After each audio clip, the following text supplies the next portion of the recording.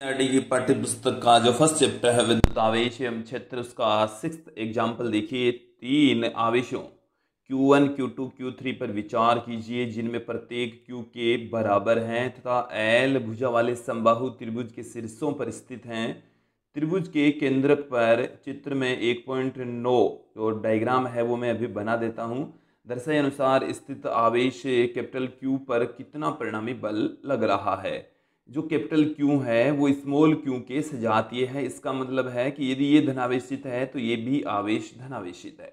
इसका डायग्राम मैं आप लोगों के सामने बता देता हूं और इस क्वेश्चन को अच्छे से समझने का प्रयास करते हैं। हमें इस क्वेश्चन में एक समबाहु त्रिभुज बता रखा है। हम इस समबाहु त्रिभुज को कंसीडर कर लेते हैं ए। इसका हम नामकरण यहाँ पर कर रहे हैं। इस बिंदु को नाम देता हूँ बी और इस बिंदु को हम नाम देते हैं सी। ये हमारे पाठ्यपुस्तक के डायग्राम में बता रखा है, उसी तरीके से हमने किया है।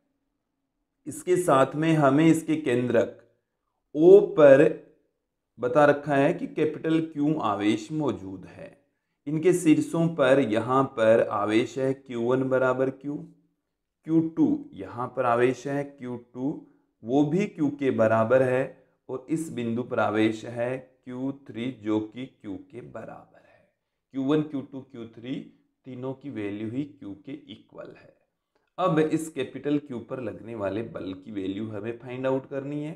तो देखिए दोस्तों, कैपिटल Q पर लगने वाला टोटल बल जो इसके केंद्रक पर रखा हुआ है वो हमें ज्ञात करना है। उसकी वैल्यू ज्ञात करने के लिए हमें ए से ए पर जो शीर्षों पर उपस्थित आवेश हैं वो तीनों आवेश इस कैपिटल Q पर बल लगाएंगे। तो हमें इन शीर्षों से पहले O की दूरी ज्ञात करनी पड़ेगी। इस कैपिटल Q की इन शीर्षों पर उपस्थित आवेशों के मध्य दूरी ज्ञात करनी पड़ेगी, तभी हम कूलॉम का नियम अप्लाई कर पाएंगे। तो देखिए दोस्तों, सबसे पहले मैं ए से लेकर ओ तक की डिस्टेंस ज्ञात कर लेता हूं। इसके लिए हम सीधा केंद्रक से गुजरने वाली रेखा खींच लेते हैं। ये जो रेखा है वो हम कंसीडर कर लेते हैं कि बिंदु डी पर जाकर मिल रही है। यहाँ पर ये 90 डिग्री का एंगल बना रही है। आप यहाँ पर देखेंगे ए से बी तक की जो डिस्टेंस है वो एल हमें क्वेश्चन में दे रखी है। एल भुजा इस समबाहु त्रिभुज की है। ये BC का मध्य बिंदु है D, तो यहां से यहां तक की जो डिस्टेंस है वो है L/2। अब यहां से देखेंगे ये जो ABD है वो एक समकोण त्रिभुज है जिसका कर्ण L दे रखा है, आधार L/2 दे रखा है। हमें लंब ज्ञात करना है तो AD ज्ञात करना है। AD ज्ञात करेंगे तो AD का स्क्वायर, लंब का जो स्क्वायर होता है वो होता है कर्ण का स्क्वायर माइनस आधार का स्क्वायर। तो यहां से लंब जो कर्ण है वो L दे रखा है तो L का स्क्वायर माइनस L/2 का स्क्वायर। AD बराबर क्या हो जाएगा, ये अंडर में आ जाएगा। L का स्क्वायर माइनस L/2 का स्क्वायर, तो L स्क्वायर बट्टे में 4 इसका रूट। तो यहां से L स्क्वायर कॉमन हम ले लेते हैं। L स्क्वायर जब हम कॉमन लेंगे तो 1 माइनस 1/4 का रूट।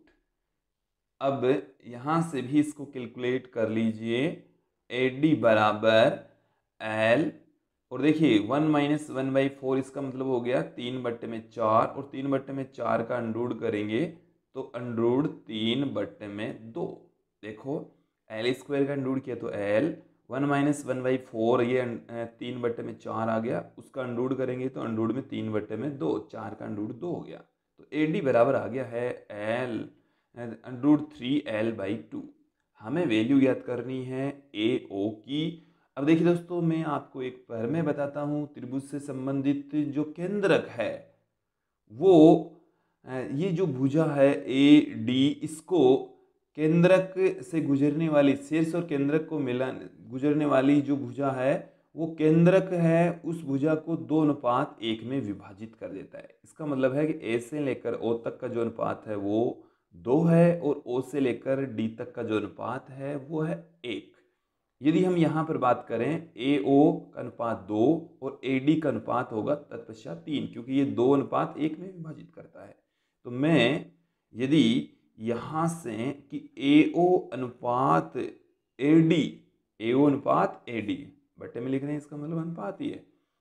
AO अनुपात AD ये होता है 2/3।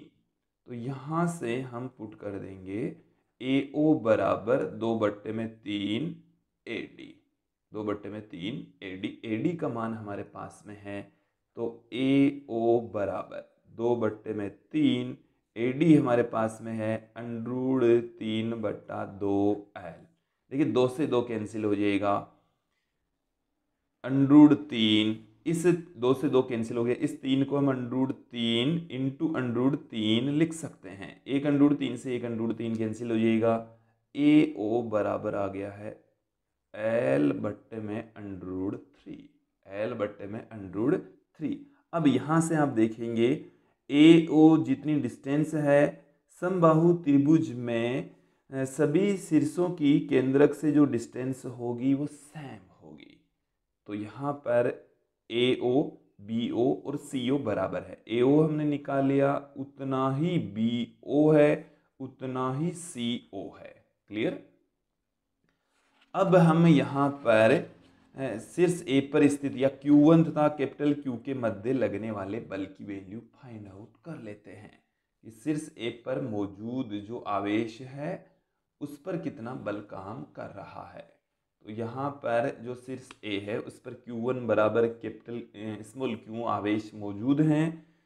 तो Q1 बराबर Q द्वारा कैपिटल Q पर बल,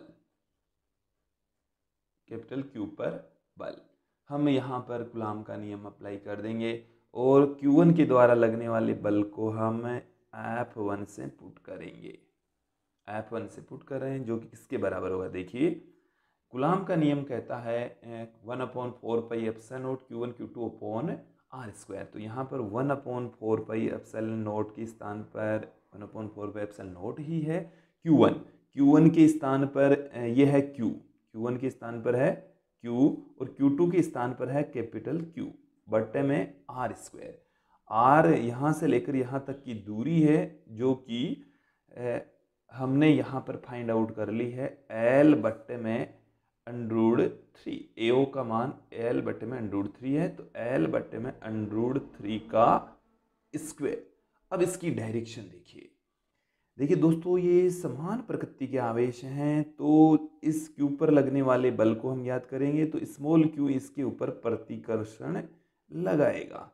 तो इस बल F1 की डायरेक्शन होगी O से D की ओर, O से D की ओर या AO दिशा में होगी। तो इसको मैं यहाँ पर पुट कर देता हूँ F1 को।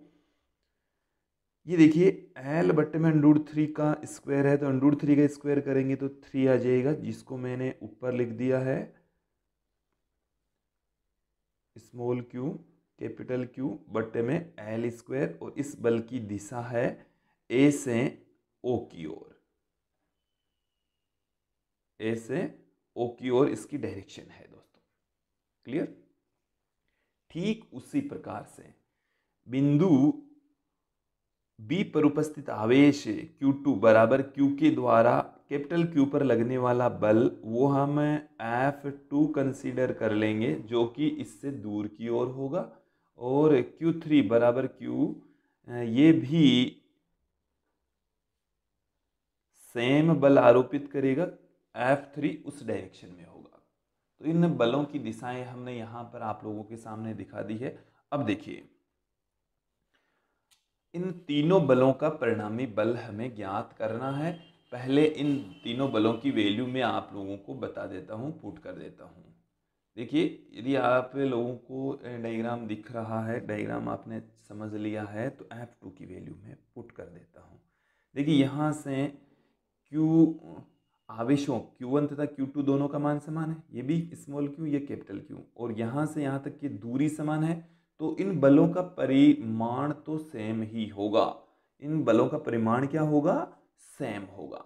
केवल डायरेक्शन भिन्न भिन्न है। F1 की इधर थी, F2 की इधर है, F3 की इधर है, वैसे इन तीनों बलों का परिमाण समान है।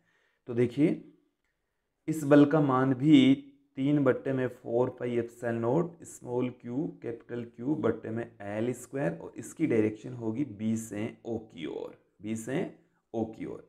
F3 देखिए, F3 का मान भी उतना ही होगा। F3 का मान 3/4πε0 स्मॉल क्यू कैपिटल क्यू बट्टे में L स्क्वायर, और इसकी डायरेक्शन होगी C से O की ओर।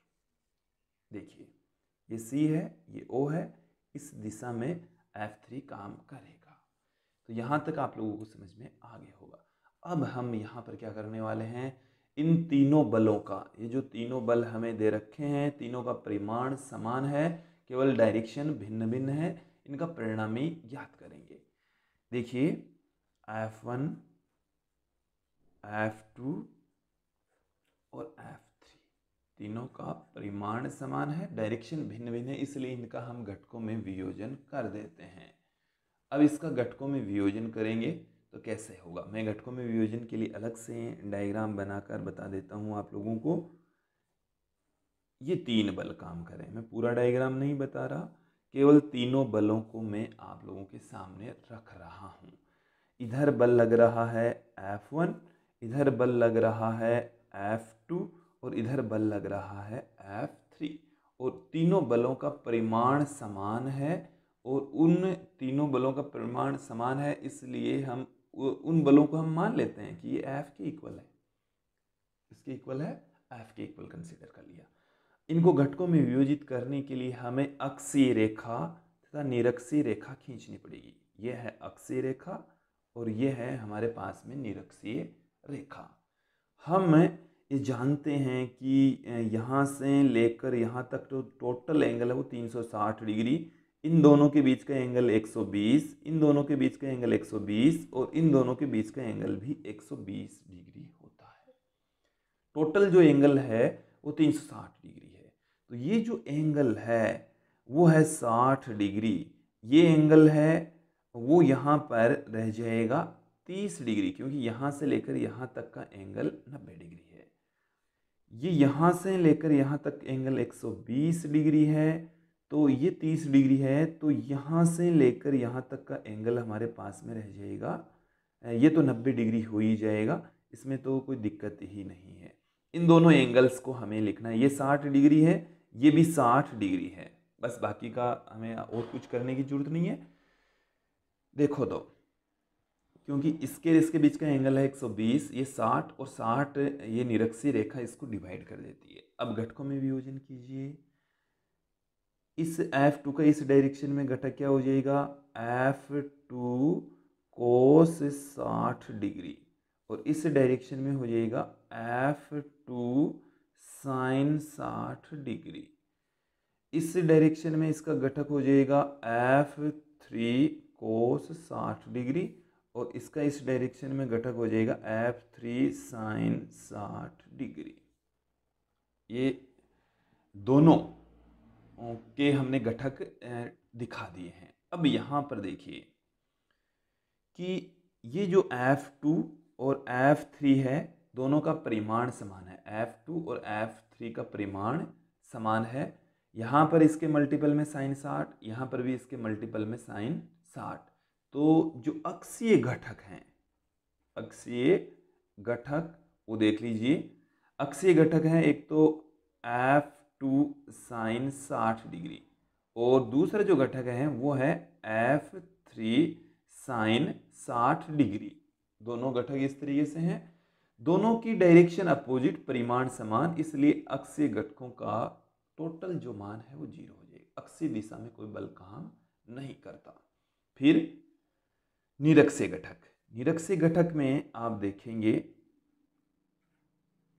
निरक्षीय घटक, निरक्षीय घटक के अंदर जो परिणामी बल है वो F1 तो लग रहा है नीचे की ओर, और F2 और F3 लग रहा है ऊपर की ओर, इसलिए ऊपर वालों को मैंने नेगेटिव दिखा दिया, नीचे वाले को पॉजिटिव दिखा दिया। नीचे लग रहा है F2 कोस 60 डिग्री माइनस में F3 कोस 60 डिग्री। देखिए F1 F है, ये माइनस का साइन है, यहाँ पर इसको मैंने लिख दिया, इसको भी मैं F से पुट कर देता हूँ, तीनों F के इक्वल हैं, तो ये F कोस 60 का मान होता है 1/2, माइनस में ये F के इक्वल है, इसका मान होता है 1/2, तो F माइनस में F/2 तो ये हो गया माइनस में F, तो इस दिशा में भी इसका टोटल जो बल है वो 0 हो जाएगा। इसका अर्थ ये हुआ कि अक्षीय दिशा में कुल बल 0, निरक्षीय दिशा में कुल बल 0, तो इस आवेश यहाँ पर जो कैपिटल Q आवेश रखा हुआ है उस पर लगने वाला परिणामी जो बल होगा, परिणामी कैपिटल Q पर परिणामी बल, आवेश कैपिटल Q पर परिणामी बल 0 होगा, परिणामी बल 0 होगा, 0 होगा। क्यों होगा? क्योंकि अक्षीय घटक भी 0 है, निरक्षीय घटक भी 0 है, कुल बल 0 होगा। तो ये था दोस्तों हमारी पाठ्य पुस्तक